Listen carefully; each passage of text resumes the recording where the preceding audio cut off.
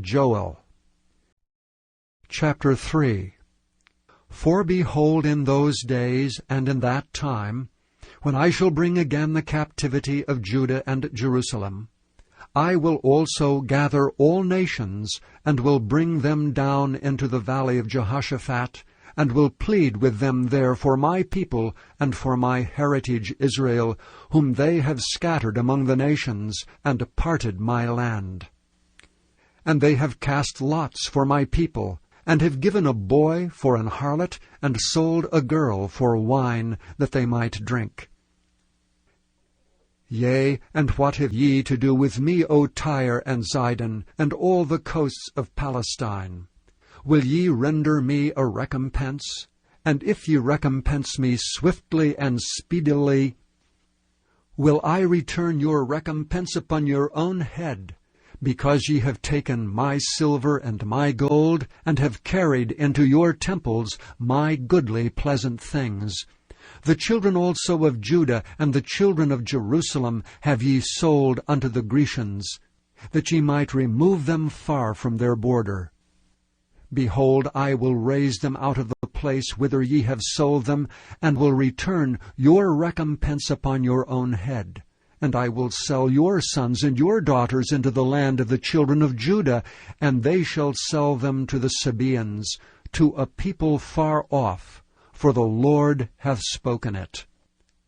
Proclaim ye this among the Gentiles, prepare war, wake up the mighty men. Let all the men of war draw near. Let them come up. Beat your plowshares into swords, and your pruning hooks into spears. Let the weak say, I am strong. Assemble yourselves, and come, all ye heathen, and gather yourselves together round about. Thither cause the mighty ones to come down, O Lord. Let the heathen be wakened, and come up to the valley of Jehoshaphat, for there will I sit to judge all the heathen round about. Put ye in the sickle, for the harvest is ripe. Come, get you down, for the press is full, the vats overflow, for their wickedness is great. Multitudes, multitudes in the valley of decision, for the day of the Lord is near in the valley of decision. The sun and the moon shall be darkened, and the stars shall withdraw their shining. The Lord also shall roar out of Zion, and utter his voice from Jerusalem. And the heavens and the earth shall shake. But the Lord will be the hope of his people, and the strength of the children of Israel. So shall ye know that I am the Lord your God, dwelling in Zion, my holy mountain. Then shall Jerusalem be holy, and there shall be no strangers pass through her any more. And it shall come to pass in that day that the mountains shall drop down new wine, and the hills shall flow with milk, and all the rivers of Judah shall flow with waters, and a fountain shall come forth of the house of the Lord, and shall water the valley of Shittim. Egypt shall be a desolation, and Edom shall be a desolate wilderness, for the violence against the children of Judah, because they have shed innocent blood in their land. But Judah shall dwell forever, and Jerusalem from generation to generation. For I will cleanse their blood that I have not cleansed, for the Lord dwelleth in Zion. The Book of Daniel, Chapter 1. In the 3rd year of the reign of Jehoiakim king of Judah, came Nebuchadnezzar king of Babylon unto Jerusalem, and besieged it. And the Lord gave Jehoiakim king of Judah into his hand, with part of the vessels of the house of God, which he carried into the land of Shinar, to the house of his God. And he brought the vessels into the treasure house of his God. And the king spake unto Ashpenaz, the master of his eunuchs, that he should bring certain of the children of Israel, and of the king's seed, and of the princes, children in whom was no blemish, but well favored, and skillful in all wisdom, and cunning in knowledge and understanding science, and such as had ability in them to stand in the king's palace, and whom they might teach the learning and the tongue of the Chaldeans. And the king appointed them a daily provision of the king's meat and of the wine which he drank, so nourishing them 3 years, that at the end thereof they might stand before the king. Now among these were the children of Judah, Daniel, Hananiah, Mishael, and Azariah, unto whom the prince of the eunuchs gave names. For he gave unto Daniel the name of Belteshazzar, and to Hananiah of Shadrach, and to Mishael of Meshach, and to Azariah of Abednego. But Daniel purposed in his heart that he would not defile himself with the portion of the king's meat, nor with the wine which he drank. Therefore he requested of the prince of the eunuchs that he might not defile himself. Now God had brought Daniel into favor and tender love with the prince of the eunuchs. And the prince of the eunuchs said unto Daniel, I fear my lord the king, who hath appointed your meat and your drink.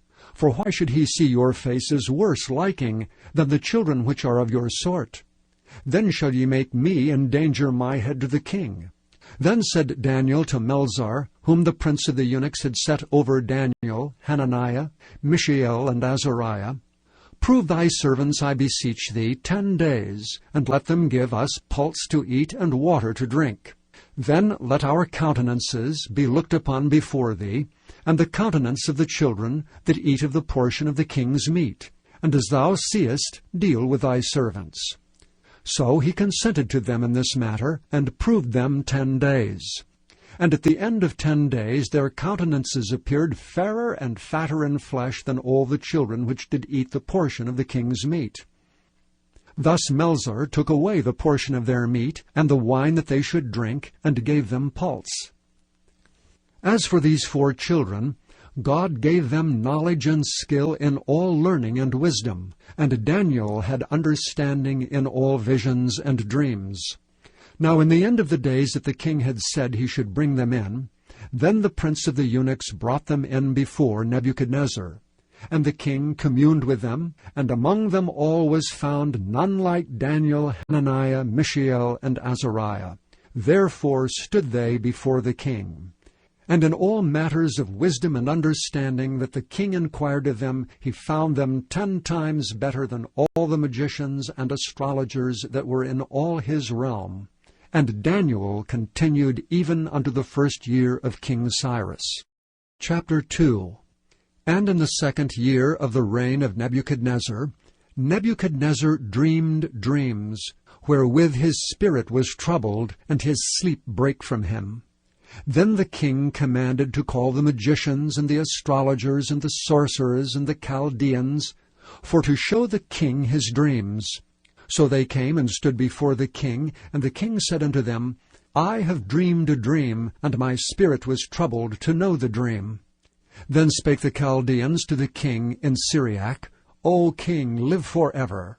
Tell thy servants the dream, and we will show the interpretation. The king answered and said to the Chaldeans, The thing is gone from me. If ye will not make known unto me the dream with the interpretation thereof, ye shall be cut in pieces, and your houses shall be made a dunghill. But if ye show the dream, and the interpretation thereof, ye shall receive of me gifts and rewards and great honor. Therefore show me the dream and the interpretation thereof. They answered again and said, Let the king tell his servants the dream, and we will show the interpretation of it. The king answered and said, I know of certainty that ye would gain the time, because ye see the thing is gone from me. But if ye will not make known unto me the dream, there is but one decree for you. For ye have prepared lying and corrupt words to speak before me, till the time be changed. Therefore tell me the dream, and I shall know that ye can show me the interpretation thereof. The Chaldeans answered before the king and said, There is not a man upon the earth that can show the king's matter. Therefore there is no king, lord, nor ruler that asketh such things at any magician, or astrologer, or Chaldean.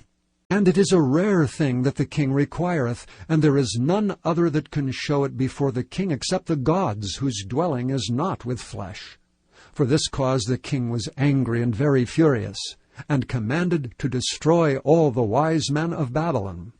And the decree went forth that the wise men should be slain, and they sought Daniel and his fellows to be slain. Then Daniel answered with counsel and wisdom to Arioch, the captain of the king's guard, which was gone forth to slay the wise men of Babylon. He answered and said to Arioch, the king's captain, Why is the decree so hasty from the king? Then Arioch made the thing known to Daniel. Then Daniel went in and desired of the king that he would give him time, and that he would show the king the interpretation. Then Daniel went to his house, and made the thing known to Hananiah, Mishael, and Azariah his companions, that they would desire mercies of the God of heaven concerning this secret, that Daniel and his fellows should not perish with the rest of the wise men of Babylon. Then was the secret revealed unto Daniel in a night vision. Then Daniel blessed the God of heaven. Daniel answered and said, Blessed be the name of God for ever and ever, for wisdom and might are his. And he changeth the times and the seasons. He removeth kings and setteth up kings. He giveth wisdom unto the wise, and knowledge to them that know understanding. He revealeth the deep and secret things. He knoweth what is in the darkness, and the light dwelleth with him. I thank thee and praise thee, O thou God of my fathers, who hast given me wisdom and might, and hast made known unto me now what we desired of thee. For thou hast now made known unto us the king's matter. Therefore Daniel went in unto Arioch, whom the king had ordained to destroy the wise men of Babylon. He went and said thus unto him, Destroy not the wise men of Babylon. Bring me in before the king, and I will show unto the king the interpretation. Then Arioch brought in Daniel before the king in haste, and said thus unto him, I have found a man of the captives of Judah, that will make known unto the king the interpretation. The king answered and said to Daniel, whose name was Belteshazzar, Art thou able to make known unto me the dream which I have seen, and the interpretation thereof? Daniel answered in the presence of the king and said, The secret which the king hath demanded cannot the wise men, the astrologers, the magicians, the soothsayers show unto the king. But there is a God in heaven that revealeth secrets, and maketh known to the king Nebuchadnezzar what shall be in the latter days. Thy dream and the visions of thy head upon thy bed are these. As for thee, O king, thy thoughts came into thy mind upon thy bed, what should come to pass hereafter. And he that revealeth secrets maketh known to thee what shall come to pass. But as for me, this secret is not revealed to me for any wisdom that I have more than any living, but for their sakes that shall make known the interpretation to the king, and that thou mightest know the thoughts of thy heart. Thou, O king, sawest, and behold, a great image. This great image, whose brightness was excellent, stood before thee, and the form thereof was terrible. The image's head was of fine gold, his breast and his arms of silver, his belly and his thighs of brass, his legs of iron, his feet part of iron and part of clay. Thou sawest till that a stone was cut out without hands, which smote the image upon his feet that were of iron and clay, and brake them to pieces. Then was the iron, the clay, the brass, the silver, and the gold broken to pieces together, and became like the chaff of the summer threshing floors, and the wind carried them away, that no place was found for them. And the stone that smote the image became a great mountain, and filled the whole earth. This is the dream, and we will tell the interpretation thereof before the king. Thou, O king, art a king of kings, for the God of heaven hath given thee a kingdom, power, and strength, and glory. And wheresoever the children of men dwell, the beasts of the field and the fowls of the heaven hath he given into thine hand, and hath made thee ruler over them all. Thou art this head of gold. And after thee shall arise another kingdom inferior to thee, and another third kingdom of brass, which shall bear rule over all the earth. And the fourth kingdom shall be strong as iron, for as much as iron breaketh in pieces and subdueth all things, and as iron that breaketh all these, shall it break in pieces and bruise.